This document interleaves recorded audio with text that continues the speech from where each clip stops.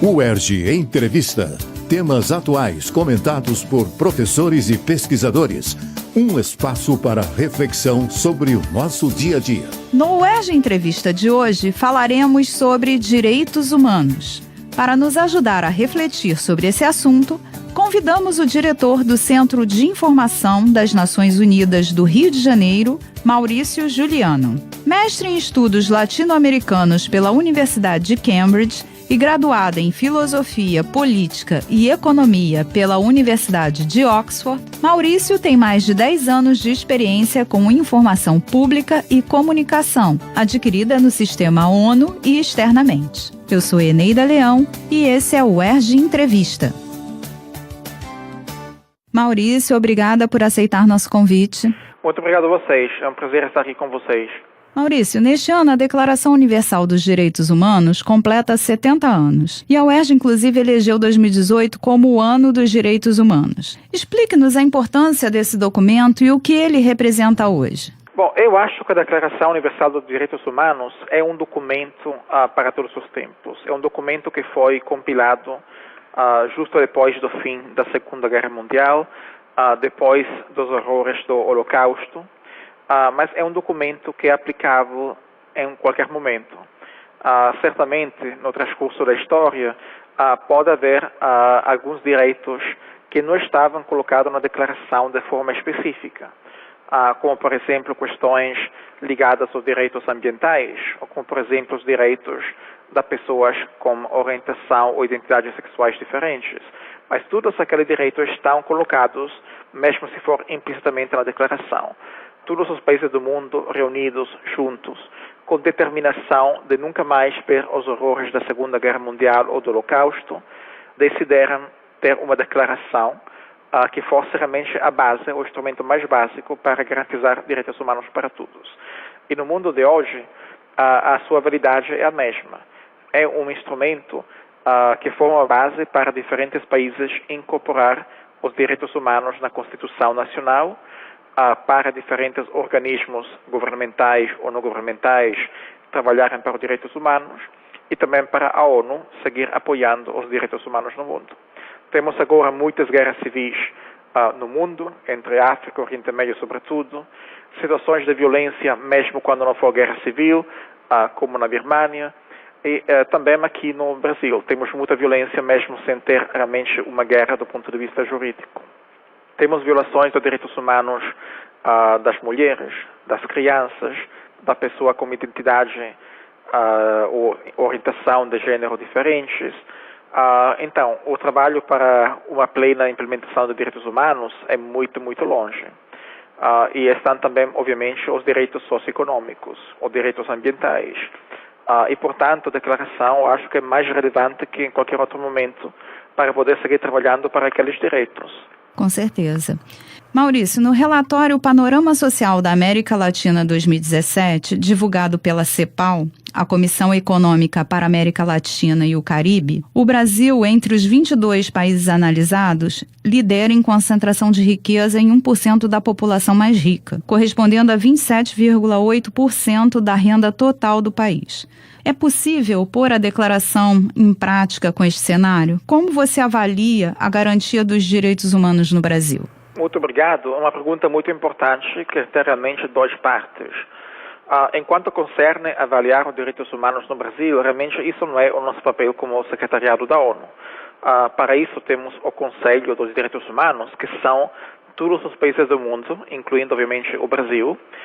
E cada ano o Conselho dos Direitos Humanos, que se reúne em Geneva primariamente, eles emitem um documento que se chama Revisão Periódica Universal, onde eles avaliam, sim, a situação dos direitos humanos no resto do mundo e fazem recomendações aos países. O que então sim posso dizer é que o Brasil sempre recebe de forma muito positiva os comentários, as críticas eventualmente, as recomendações, e o Brasil sempre dá uma resposta sólida sobre aquelas recomendações. Isso é realmente um debate entre os países do mundo, não é algo para o secretariado da ONU, para nós fazer uma avaliação.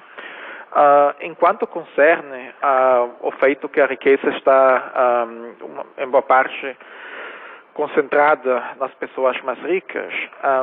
Bom, isso é algo que também eu acho é um debate mais que tudo nacional, porque, bom, você mencionou o relatório da CEPAL, temos muitos outros relatórios onde efetivamente aparece que uma concentração da riqueza pode não ajudar a situação dos direitos humanos, porque para ter direitos humanos plenos é importante cada pessoa ter a mesma possibilidade de acesso, a mesma possibilidade de acesso à educação e a um trabalho digno, etc.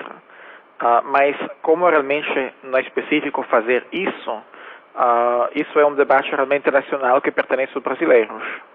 Nós temos visto, de uma forma muito recorrente, algumas manifestações de apoio à volta à ditadura no nosso país. E muitas críticas também aos direitos humanos quando aplicados em relação a criminosos. Como você entende essas reações? Bom, sobre a questão de manifestações em favor da ditadura, bom, nós temos confiança na resiliência das instituições democráticas brasileiras. Quando falamos de instituições democráticas, não estamos falando unicamente das instituições do governo, estamos falando também da sociedade civil. O Brasil, efetivamente, está passando por um período de dificuldade econômica, dificuldades políticas, mas não confiamos que a sociedade civil, junto com as instituições governamentais, serão capazes de resolver essa situação sem necessidade de estar apoiando um caminho diferente à democracia.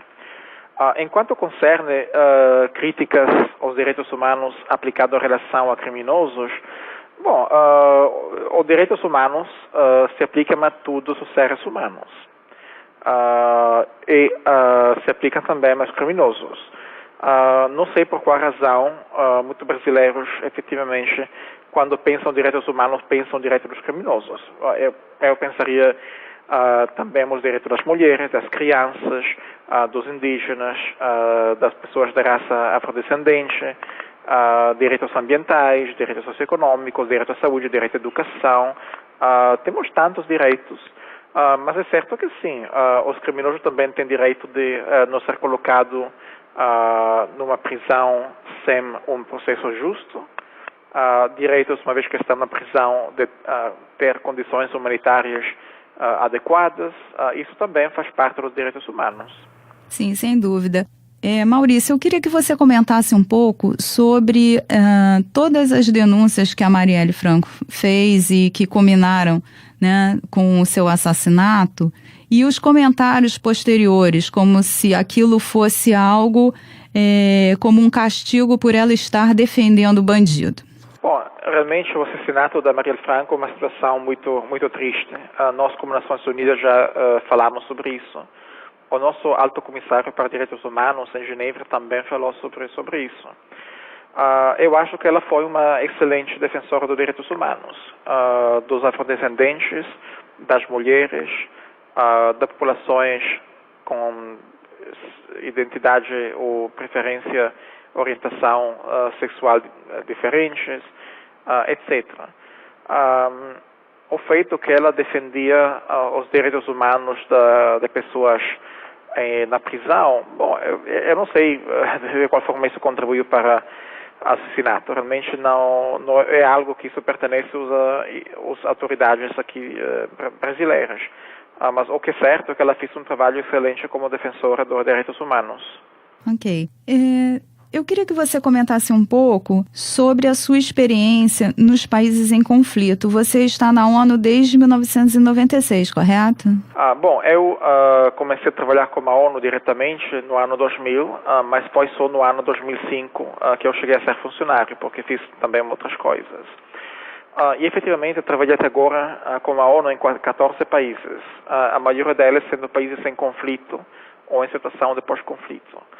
A situação dos direitos humanos naqueles países é normalmente muito triste. Não estamos falando só de direitos civis políticos, estamos falando realmente dos direitos socioeconômicos. Então, há pessoas que devido ao conflito, ou às vezes devido a desastres associados com perigos naturais, podem não ter suficiente comida, não ter acesso à educação, não ter acesso à saúde. Há pessoas que morrem devido a isso. Então é muito importante, através da ajuda humanitária, através do desenvolvimento, de lutar para os direitos de pessoas que sofrem ou morrem, inclusive, em situações de conflito. Você tem algum exemplo de algum país em que essa situação, você tenha vivido alguma experiência assim mais grave? Eu estava no Congo cumulativamente 5 anos e no leste do Congo temos milhões e milhões de pessoas que sofrem. Sofrem devido à guerra e sofrem devido a perigos naturais.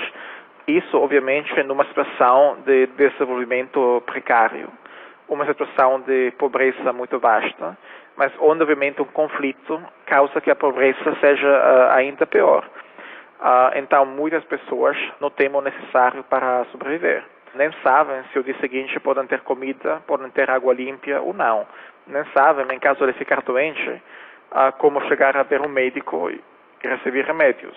Como tem sido a atuação da ONU nessas localidades? Bom, nesse tipo de lugares, nós trabalhamos muito conjuntamente com as organizações não governamentais e junto com elas, que trabalham muitas vezes como sócio-implementadores, ajudamos com ajuda humanitária, sobretudo. Então, comida, educação, água, atendimento médico, em alguns casos também eletricidade, ruas, quer dizer, infraestrutura, educação. Ao mesmo tempo, é importante não perder de vista o desenvolvimento de largo prazo, porque para evitar justamente que essas situações de necessidade extrema possam se repetir. Sim. Como diretora aqui do Centro de Informações das Nações Unidas aqui no Rio de Janeiro, você pode nos dizer como tem sido a atuação da ONU aqui no Rio e no Brasil? Que ações têm sido promovidas? Bom, sim. Aqui no Brasil, ou em qualquer país de ingresso meio alto, o nosso papel é muito diferente. Nós aqui não temos ajuda humanitária, exceto de ajudar o que o governo está fazendo já para, por exemplo, os imigrados e refugiados venezuelanos.